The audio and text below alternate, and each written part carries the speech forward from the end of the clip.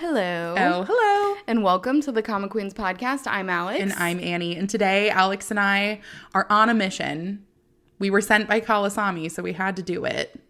But we are reading all the stories that Kalisami recommended to us. Because when Kalisami recommends, you listen.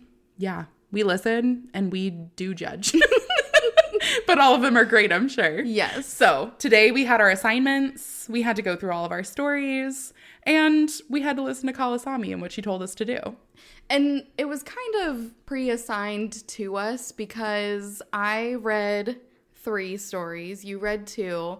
2 of the ones that I read were sitting on my bookshelf staring at me. It was only fitting. So I had to do that. And one of them I had already read, so I kind of just did a quick little glance through reread. Yeah. And I know one of them you had already read, and the other one was brand new to both of us. So it was a win. It was a win all around. We're starting off with Siren's Lament, which I have talked about before, so I'm not going to spend too much time on this one. I feel like this was one of the ones that got you into reading webcomics. It was. This is one that I read around the same time that I started Lore Olympus and Devil Number 4. So these 3 and then Sub-Zero were the top ones for me. What a time to be alive. I know, right? So Siren's Lament is one by the creator Instant Miso, and they have 2 other stories. One that I'm currently reading called Fae Trapped, and one that I've purchased and haven't read called Eternal Nocturnal. Beautiful. And I bought that one because I love Siren's Lament so much. Yeah. Siren's Lament has 199 episodes, and Hefty. They are not short. These are like good, sizable episodes. Yeah. And it is one of the ones that has a lot of music that goes with it too. So that's really nice. I always love those kind of matching soundtracks. I love when it sets the mood for you. Yeah, it's good. And then it is a complete story, but it's not one that you can do the purchase all for a bundle. Mm-hmm. So you would have to go through and purchase each episode, or I think you can do like 6 at a time on Webtoon.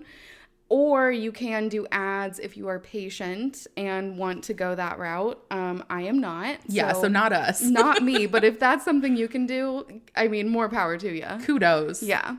So this one starts off with Lyra. She is a young adult, just graduated from high school, and she's running her grandmother's flower shop. Her grandmother has been put in the hospital. She's not in good health. And so it was right around the time that she was graduating high school that this happened. So she started taking over some of the responsibilities for the flower shop before she even graduated, and then just kind of fell into the role. Yeah.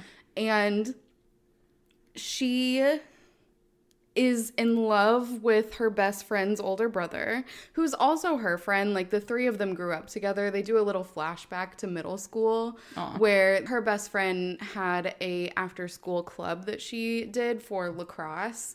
And so the older brother, Sean, and Lyra, they walked home together every day. And so they got really close through that in middle school and just have been close ever since. That's sweet. But Sean is in a relationship with a girl named Aaliyah. And she is what you would think of as like the kind of stereotypical prissy girl, you know, like when you think of just a little bit high maintenance and very put together, doesn't ever want to be seen as having any flaws or weaknesses. And she is a photographer as well. So she puts off the image of being very put together. Yeah. And Lyra is trying to be happy for Sean because she feels like, you know, they're in love and she wants him to be happy. Is she jealous? She kind of is, but like, it's kind of one of those things where she's like, I love you no matter what. And our friendship trumps this. Yeah, our friendship is more important, but I am also kind of in love with you. Yeah. Now, you snooze, you lose. So at the beginning, she is supposed to be going on a bike ride with Sean. But Aaliyah has a photography gig that she's trying to get, and she ends up not getting it. And so she's very distraught because she really thought that she was going to get this. And so she calls Sean, and Sean is like, well, you sound really upset. I don't want you to drive. Let me go help you. That's sweet. And Aaliyah's like, well, I know that you have plans already, so I don't want to come in the way of your plans. And Lyra overhears this. And so she tells Sean that you can go and help Aaliyah. Like, it's more important that you help her during this time. We can reschedule. We were going on a bike ride, so it's okay. Yeah. And so she is upset about it, though, because it's kind of like a, I told you to do it, but you're choosing her over me situation. But you told him to. Yeah. He's stuck between a rock and a hard place. Yeah. I'm going to tell you right now. So she goes down to the beach, and she ends up falling in. And this is where she meets a siren. Now, the siren is, he sings his song for her. And it's a bop. It's a bop. The siren asks her, would you like to forget your heartbreak? And she says yes. So then he is supposed to take her memories and also kind of her legs so that he can become a human, and she has to stay a siren. He's like, listen, it's in the small print, but I'm also going to need your legs. Yeah. But it doesn't work completely. They both end up becoming humans, but if they get in the water, then they both turn back into sirens. I feel like that's the perfect way to do it. Now, they can't stay out of the water for too long. Like, they do start feeling sick if they are away from the water for too long. Okay. So neither one of them is really happy with this situation. They are just trying to figure out how to fix it so that they're both humans. They're like, we'll work together. And so then the guy, his name is Ian, but he didn't come with that name. Lyra gave it to him. Okay. And you find out that Lyra names everything Ian. Like, she had a fish named Ian. She had a plant named Ian. She had, like, a stuffed animal named Ian. So she's not creative. No, she's not. And she just loves the name Ian. All right. Now, it is a little bit much because the reason she loves the name Ian is because it has the same base meaning as Sean. So when she came up with it in middle school, she was like, this is great. She's like, wow, I'm so creative. Yeah. No one will ever figure this out. The funny thing is, though, is that Sean comes in and sees Ian, like, at the kitchen counter cooking and attacks him because there's a random man in Lyra's house. No shirt, just hanging out. The perfect kind of man. So Sean's like, what is happening here? He must have done something with Lyra, so I'm going to attack him. And then Lyra comes in and introduces him, and Sean picks up immediately on the fact that his name is Ian, and Lyra must have given him that name. Wow. So, like, no subtlety at all. Listen, Sean knows her better than she knows herself at that point. So Ian has one idea of how he wants to get rid of this curse. He's like, we just have to find a third person and pass it on to them. And Lyra's like, no, we should, maybe try and figure out how people are getting cursed so we can just stop it altogether. I don't know. Sean's right there. They've got a third person. Well, it has to be someone who's heartbroken. So sirens can see broken hearts. They, like, call out to them with, like, this golden light. And she's not a full siren, right? So she can't see the hearts. Okay. But Ian still can. Yeah. And that's how he found her in the first place. That's how sirens find all of their victims, is they look for someone who has fallen in the water who's also heartbroken. The way that's put, it kind of sounds like it's more common than it probably is. Yeah. Who knows? What a coinky dink. It's so funny you're here. So funny you're here and your heart is also broken. Yeah. And Ian does notice that Aaliyah, her heart is broken. So He's like, this girl, let's just do it. It solves all of your problems. You won't be a siren anymore. I won't be a siren anymore. And she'll be out of the way so you can be with Sean. Yeah, you won't be heartbroken. She's going to be more heartbroken. Lyra is a good person, though, because she doesn't do this. Yeah. And so, this is just the very beginning of the story. This is probably like the first 10 episodes that I'm talking about. And it just goes on, like they're trying to unravel the mystery of the sirens. There is some back and forth between who's a siren and who's not. And it's just such a good story. I love this one. It sounds so good. Yeah. I will say the only thing that has kept me from reading it is the fact that I usually gravitate towards Webtoon because I can read the stories for free. Yeah. Because we have a terrible crippling addiction to reading webcomics. So Webtoon is my safe space. Now, I did read this one when it was free. Yeah. So I was reading it as it was being released. I snoozed and I losed. But I'll probably end up buying it because I also really wanted to read Eternal Nocturnal, which is theirs as well. Yeah. And I'll just have to like bulk buy some coins and make that happen. And Fae Trapped, you should really be reading that one because it is an active series, so it's not a paid one. Yeah. And it's also really good. I did start it. I'm only like 3 episodes in, but Yeah. it is very good. Yeah. So, yeah, I think that I'm going to have to dive into this one, especially because we're suckers for mermaid stories. I mean, Anything, really. yeah, it's great. Yeah. And also now I'm curious. I want to know if they end up turning this girl into a siren. You want to, not the mysteries about where the sirens came No. from. You just want to know about this. I'm like, I don't know. Kind of sounds like she's the perfect siren material. I think you would love Ian. He's Probably. really funny. Yeah. I mean, honestly, I just love that she names everything Ian. Do you have like a name like that you used? I used throughout to. your childhood? I guess, yeah, when I was a kid, I did. What was it? Frankfurt. I was not expecting that at all. Did you have one? No. No? I had something new all the time. No. But I wasn't creative. Like, I had, like, a stuffed bear that was blue, and I named it Barry. Now, my story is also pretty funny and cute. It's a young adult series, so this is one that my son has also read. But the story recommendation was Hooky. This is by Miriam Benastre-Tour.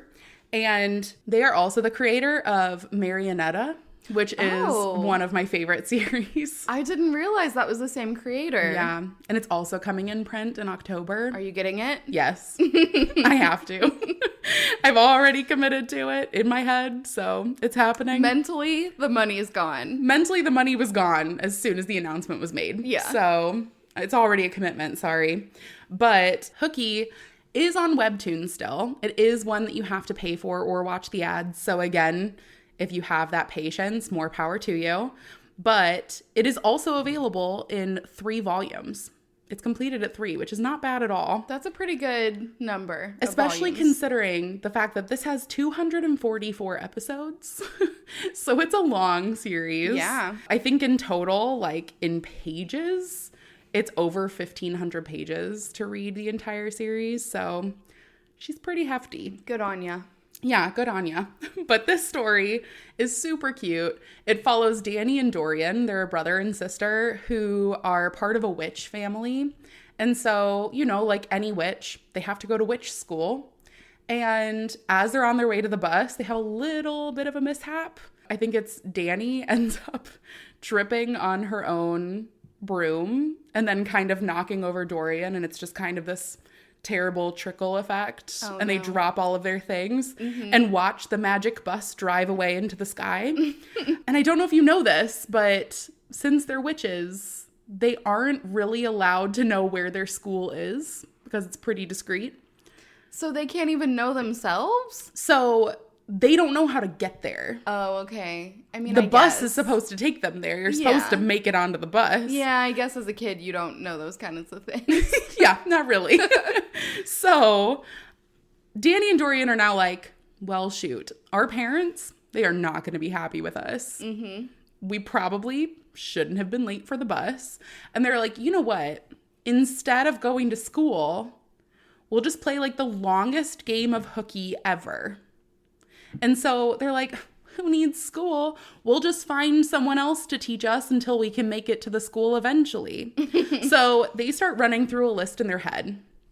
They're like, who could possibly teach us magic? And they're like, Aunt Hilda is so good with magic. We should just go to her house. And we know how to get there. So they hop on this magic broom, head over to Aunt Hilda's house, and they're like, Aunt Hilda, what are you doing? And immediately she calls them out. She's like, aren't you supposed to be at school? And they're like, we told our parents that we wanted to go to school, and they said that they really cared about our education, and they said that you're such a good witch, you could probably teach us better. And she's like, flattery will get you everywhere. Come on in, kids. So immediately she takes them in, doesn't question them at all, but she does give them some quests to like straighten her library using magic and like doing other things. And they're not good. Their focus out the window. Like, they don't really care about doing any of this. They're just like, whew, we're not going to get caught now. But there are several little subtleties that are put in here. Like, they're talking about the tumultuous nature between humans and witches. And so they're really kind of at war with each other. And Aunt Hilda makes some interesting commentaries that makes you seem to believe that she might be somewhat involved in the war with the humans. Maybe a little bit more involved than she should be. And of course, for Danny and Dorian, it goes straight over their heads. Yeah. They're like, that's weird. And then they just continue on their day. Yeah. Now, it's not going so well because Aunt Hilda, not very happy with the fact that they have failed their quests. So they go, okay, we need to find somebody else. All right, we're going to fail her quest. She's going to report that we're failing to mom and dad. And then we're actually going to get caught. So we need to find a different person to apprentice under. And it's fine. We'll figure it out. So they get on a train. They meet a non-magic human, Nico. And he's like, I actually work for a specific like wizard right now. And he could definitely teach you guys. Just come with me. So they all decide to study underneath this man, Pendragon. And they're extremely excited to study with him. A fourth student also joins, and she is Princess Monica. Princess Monica, however, is not magic and is specifically wanting to study under them to like understand the ways of witches because they have kidnapped her fiance. So she's like, I need to get in the mind of these witches and wizards. So she's older than the rest of them? No, she's around the same age. How old are they? They're like 12. Okay, so it's not a real fiance? It is. I mean, they're like betrothed to each other. Okay. But for like a prolonged period of time. But Prince William is gone. And he's basically being held as collateral in this war. So she's like, look, my happily ever after has been taken hostage. And I refuse. Yeah. So really, the overarching story just revolves around them honing their magical skills, really getting to the bottom of where all of the hatred between the humans and the wizards and witches stems from. And then them also kind of getting involved in trying to relieve those tensions because they grow like a mutual respect between their human friends and the witches. And they're like, we can find common ground here. It's a really beautiful story. And you do see them go from like childhood to adulthood. Yeah. So it really is just that cathartic coming of age witch and wizard story. And it's so cute. I love it. It sounds really cute. Yeah. Yeah. Highly recommend. It is a very long one, but it is entirely worthwhile. We have seen this as a box set as well. So if you are interested in the story, then you can buy the 3 volumes I have, and then I can buy the box set. Because I'm a sucker. Yes. So I have another one for you that is also in print. This one is Suitor Armor. It's a webtoon, and it is 166 episodes on Webtoon. It's currently on hiatus. This one has 3 volumes in print right now, and that will take you all the way through season 1. I have the first 2, and I read the first one. Yeah. So I'm not super far into it yet. The first one is just the first 17 episodes, but I'm loving this story so far. We have our main character, Lucia, and it starts off with her as a little girl, and she is brought home to probably like a duke, yeah, I would say, and is going to have her be the lady in waiting for his daughter. Oh, okay. And wants them to just get to know each other and become close. And you see that she is very muddy and has very tattered, ratty clothes. And it just looks like he took her from not a very good situation. We don't know where it was. Yeah. And then brought her home. So at first, the daughter, Kersey, she is like, I don't know about this. She thought he was going to be bringing home some, like, sweet treats. And now she has a companion instead. But very quickly, she's like, all right, if you're going to be my lady in waiting, then we got to do a makeover. As one does. Cue the montage. Yes. So then we cut forward to them as young adults. And Kersey is betrothed to the king, King Raymond. And she's a little unsure how to talk to him because he is very into hunting and into jousting and fighting. And she's like, I just want to plan my wedding. And I would like him to talk to me about it. And I'd really prefer to not get married in like a camo dress. Yeah. It's pretty tacky. Yeah. And so she is going to this tournament. It's one of those night tournaments where everyone goes in and they all battle each other. And then whoever is the last standing is the champion. So they're all there. There is another guy who comes in and he's a mage. Yeah. His name is Norix. And Norix has an experiment that he's been working on. And this is a suit of armor that can fight on its own. And so he brings in the suit of armor. The king knows about this. He's like, this is great. This is going to be so entertaining. I love this. And the suit of armor wins against the champion knight, who has been the champion for a while. Like, he's well known and beloved. Okay. And do they understand, like, how this suit of armor is functioning on its own? It's magic. Okay. Yeah, like, he's a mage, but magic is banned. Unless you have a license from the crown. Okay. But the crown was like, this will be entertaining. Yeah. The king, he's very into this. He's like, this is going to be so much fun. And his champion knight, Baynard, does end up getting beat, and he's really mad about it. I mean, to be fair, he's like, wow, I lost to this magic thing that doesn't even really exist. Yeah. I'd be pretty pissed. And so they give the rose to the suit of armor, and he's supposed to give it to who has his heart. You know, that's like the traditional knight thing to do. And again, the king is like, well, let's see what he does. And he gives it to Lucia. So then they're talking. Lucia is like going to Norix and asking, how did you do this? I'm very interested in all this magic stuff. And he's like, okay, I will take you to my magic tower and show you all of this and how it works. Yeah. So she goes to visit him the next day. He is kind of a dick, but he puts on a good face for her. So you can see him like treating other people badly, but then being nice to her. But he's trying to schmooze her. Yeah, because he's really into her. And I don't know. So is the magical knight. so is the suit of armor. She also gives him a name because Is it Ian? No, it's not Ian.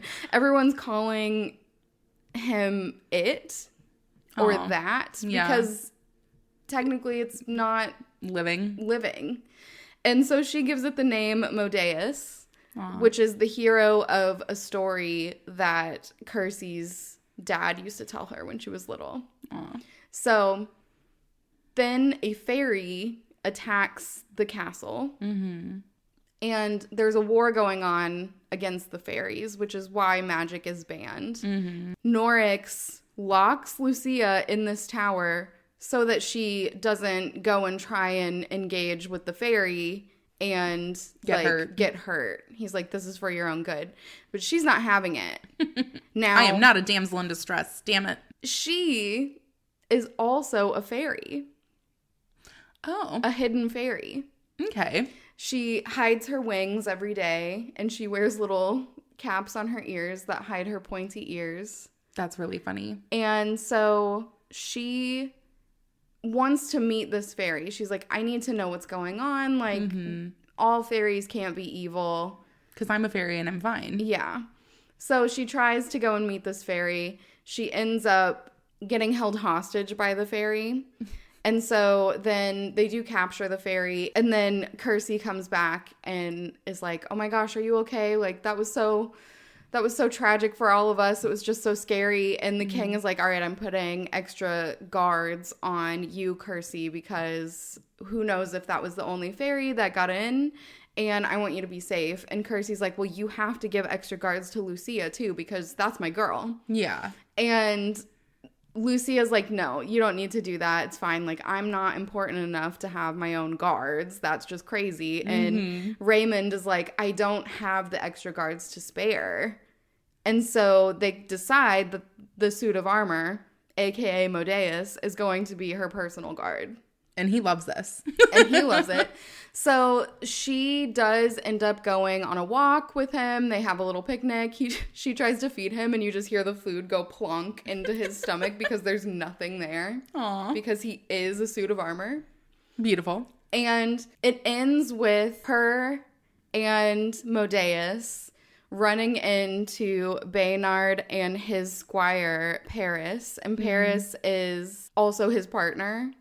So they come upon them kissing. And so they're, like, super worried about it because they're like, oh, my gosh, if you tell anyone, like, his whole career could be ruined.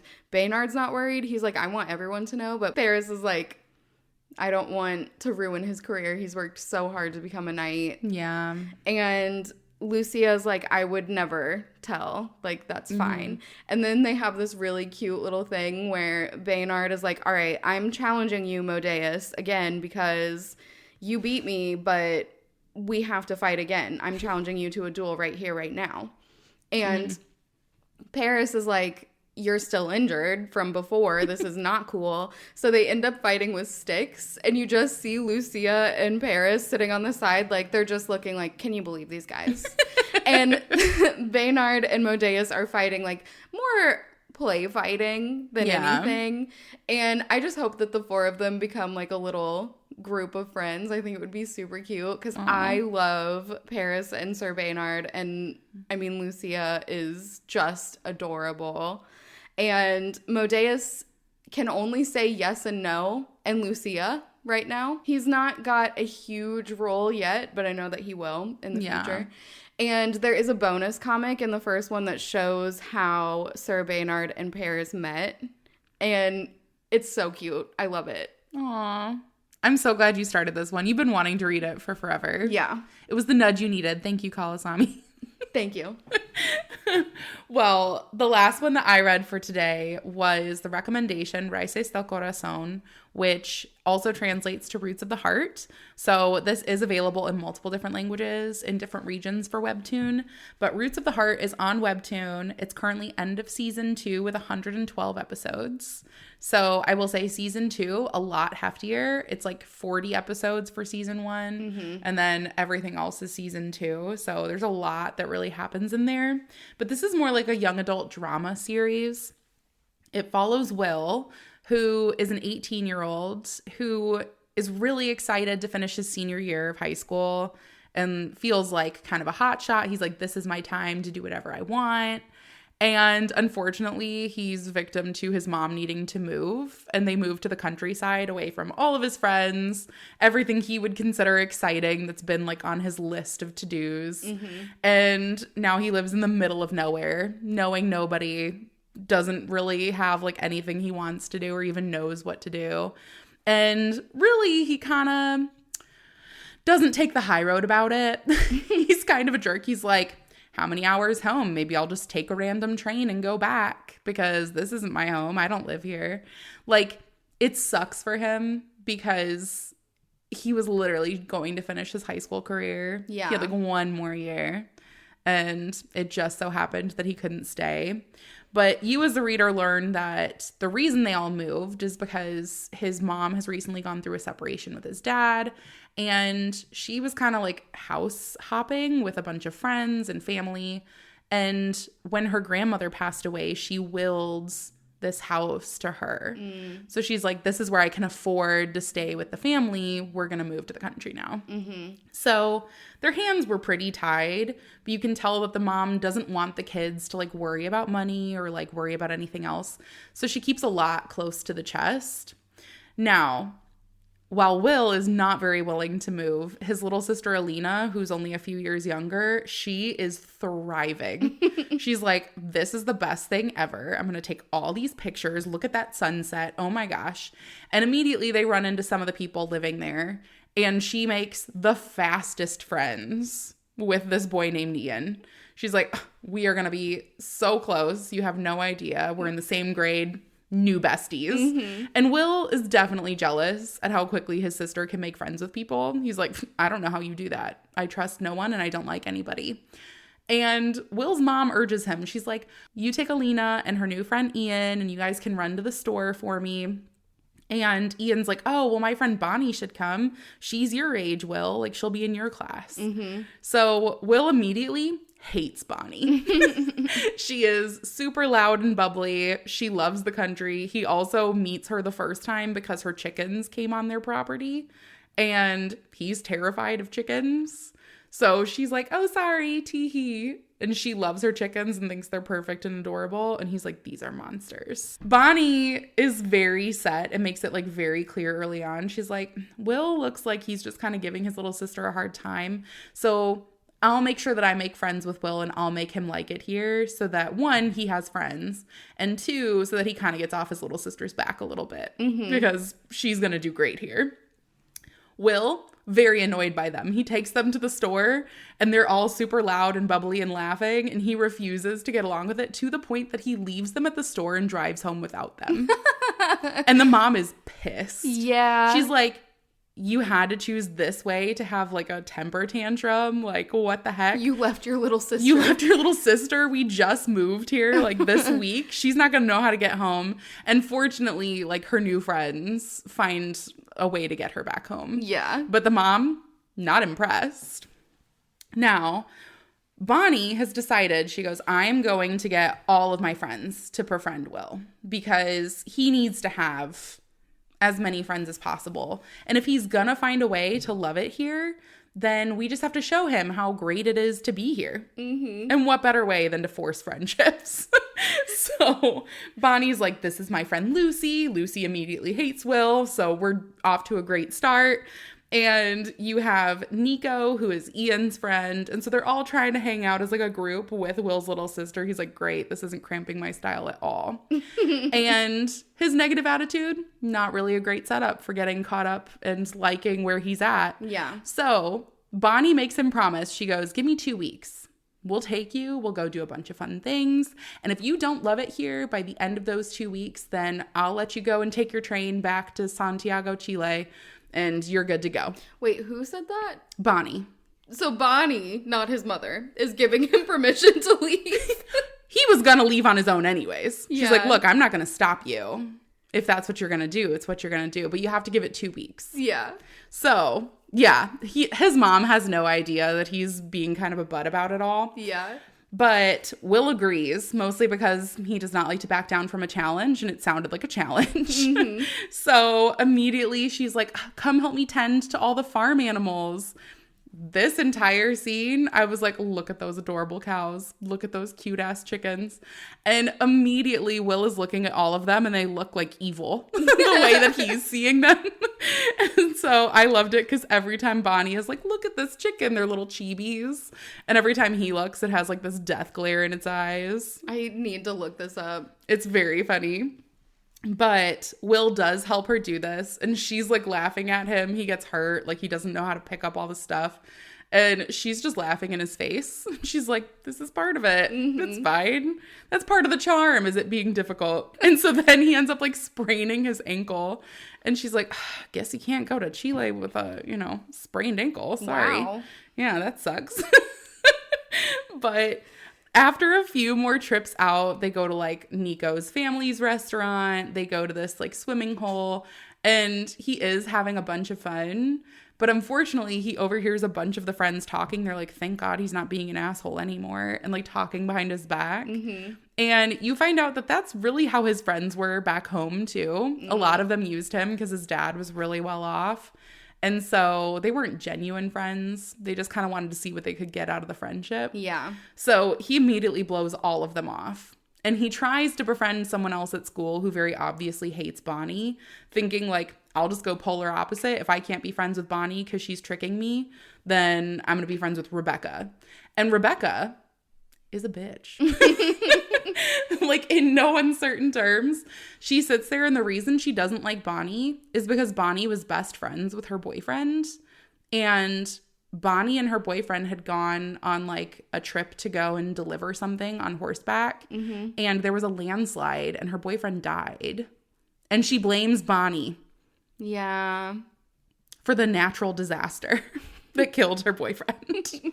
Of course, this was also harmful for Bonnie because that was her childhood friend. Yeah. But this girl has never let her live it down. Like, every single time she's like, it was Bonnie's fault. And as soon as Will hears this, he's like, that doesn't sound like Bonnie's fault. Like, he's very obviously realizing, like, actually the only people who seem to have a genuine problem with Bonnie are not the kind of people I want to be friends with, actually. And so he's having a hard time, like, trying to figure out where he fits in. And when he realizes by overhearing his mom that they're having money trouble, he's like, I'm just going to go back to Santiago. I'm going to visit my dad. I'm going to tell him that he needs to pay his child support. Like, I'm going to fix this whole situation. And when he gets back to Santiago and sees his dad completely blows him off and is just like, what do you want? And like basically throws money at him and is like, okay, tell your sister hi, and just like ignores him and goes to the airport. So he's trying to process all of this. He's like, wow, I actually have no one. And then he's like stuck in the rain and really like looking down on everything. And he gets a call from Bonnie, who's like apologizing. She's like, hey, we didn't see you at school. Are you okay? Where are you? And he kind of discloses that he's in Santiago. She's like, I didn't realize that you were traveling. Like, get home safe. I'll wait for you when you get back. And he's like, oh, I do have people. Like, maybe this is my new home now. They just have scary chickens. They just have scary chickens sometimes at your new home, and it's fine. And so really it's just this beautiful story about this 18-year-old kid who felt uprooted but starts to place his roots elsewhere. I took a while to get into this story. I will say, like, I didn't get into it probably until like episode 30, mostly because I felt like the character I related to most in my life now was Will's mom. And he's kind of a jerk to his mom for the entire beginning of the story. Yeah. So it took me a minute. I was sitting there. I was like, poor Will's mom. Like, if my child did that to me, I'd cry.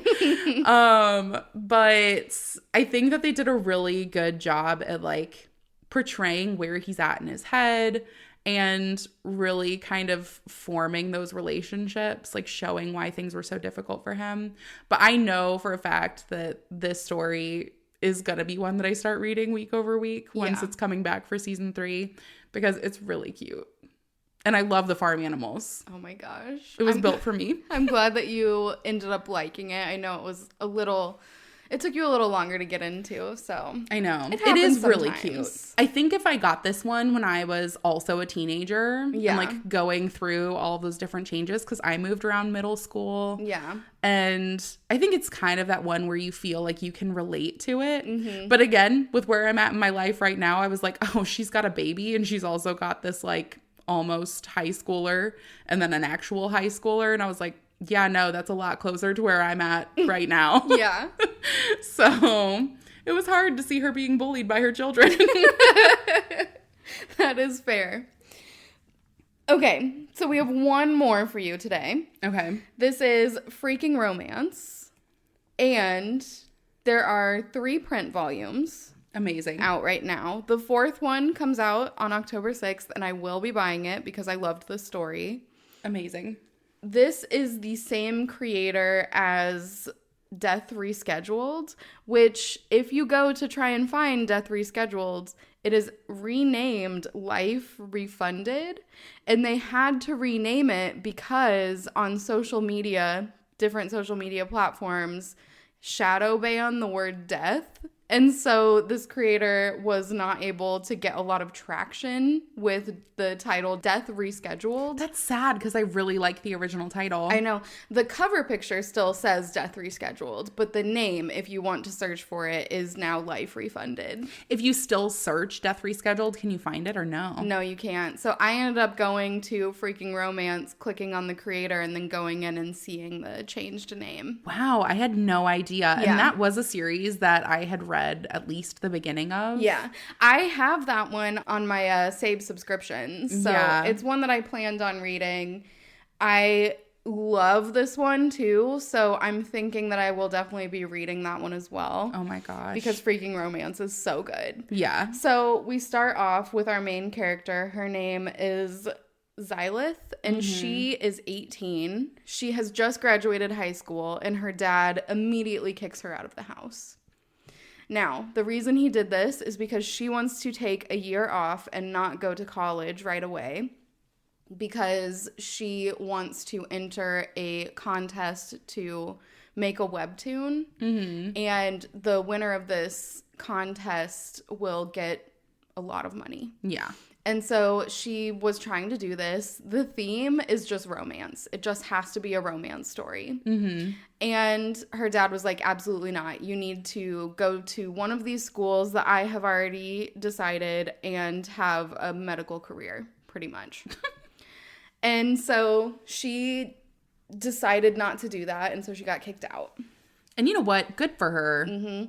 So she's trying to find a place to live because she doesn't have one. Yeah. And hard to do. So all of the places that she's finding are either in bad areas, they're too expensive if they're nice, or they're just very small, or they're like, you know, very run down. And she ends up finding a kind of diamond in the rough, if you will, of a place that she's like, wow, this place is affordable and it's in a pretty good area and it doesn't look bad. I think I kind of want it. Now, the reason that it is so hard for this one to be rented is because apparently this building, this room that she's renting is haunted. Oh. Now, you might think, okay, that would turn people away, and it does. But not her. She's actually pretty excited that it's going to be haunted because she loves supernatural things. I thought you were going to say she doesn't mind that it's haunted because in this economy. In this economy? No. She probably did take that into factor, but she's like, I am going to stay here. And I kind of hope I see a ghost. So here we go. I cannot relate. Now, right away, she does start seeing what she thinks is a ghost, but is a little unsure.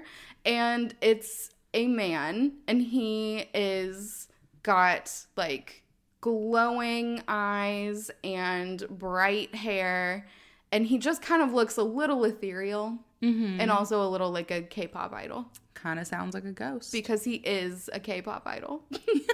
Incredible. So she tries talking to him a few times, and she even touches him a few times too, and whenever she does, he like vanishes. So she's like, all right, this is a ghost and I've scared this ghost. Yeah. That's the way to do it. She has a best friend. Her best friend's name is Vera, and they've been friends all through high school. And Vera is like, I do not like that you live in this haunted house. I don't like that there's a man who you keep seeing. This is just not cool. Preach it, Vera. So they decide to go find one of the previous tenants and see what their experience was. Because Xylith is like, I just need to know, like, nothing malicious has happened, so I'm just going to find out. And so they go and meet with this man who used to live there. He's also in college, and he says that when he lived there with another girl, and she started kind of acting strange and saying that she was seeing this man, and the way that he describes this man is the same that Xylith has been describing him. So they're like, this is probably the same man. And so he says that his roommate went missing, like said that she was leaving and then went missing. but not just missing, like no record of her ever existing in this universe. Nope. They go to the landlord. The landlord's like, you never had a roommate. He goes to college. They're like, we've never had anyone in our class with this name. Fuck He that. is the only one who remembers her. Nope. Absolutely not. So Vera and Xylith are like, well, this ghost is a serial killer. He has to be. That feels a little extreme. Now we get the flip side of this and we start to see who this guy is. His name is Zelen, and he is, like I said, a K-pop idol. And he also is seeing this girl, Xylith, as like every once in a while she's there. Sometimes she's there, sometimes she's not. Mm-hmm. He can't control it, doesn't really know what's going on, but overhears her saying that she thinks he's a serial killer. And so he decides that what he's going to do is act really stupid so that she will let her guard down and trust him. And it works. Now, they do eventually start talking to each other. And they kind of play chicken, where he is pretending that he can't hear her or see her. And she keeps trying to, like, talk to him. Mm-hmm. And then eventually she's like, you can hear me. You can see me. Like, you know, and they end up talking to each other. And they decide what's going on is that they're from parallel dimensions. And that in this room, there's, like, a tear. And that's how they're talking to each other. Because they can only communicate in the room. Is it the same year for the both of them? Yes, it's the same time frame. Okay. And they can't, like, communicate with anyone else. Like, no one from his world can see her. No one from her world can see him. Okay. But they can see each other. And they do confirm that he was out of the country during the time that other girl went missing. So they're like, okay, he didn't do it, I don't think. Unrelated? Yeah. Yeah. Because he's like, that was before I even lived here. But where did she go? I don't know. I hope I find out. Oh my gosh. So they are just trying to figure out what's going on. They're trying to figure out how this rift in the universe is going, like how it got there, and what they can do about it. So where it ends off in volume 3, they are able to talk to each other at a rooftop bar, still in the same building, and no one else can see them. So they look crazy. They look crazy because they're talking to each other. Vera is now involved as well. Vera can now see him too. So they think that it has to do with the apartment. Like, you have to have been in the apartment for a certain amount of time to see the other dimension. And so there's a guy who's trying to, like, assault Xylith on this rooftop bar, and Vera beats the absolute shit out of him.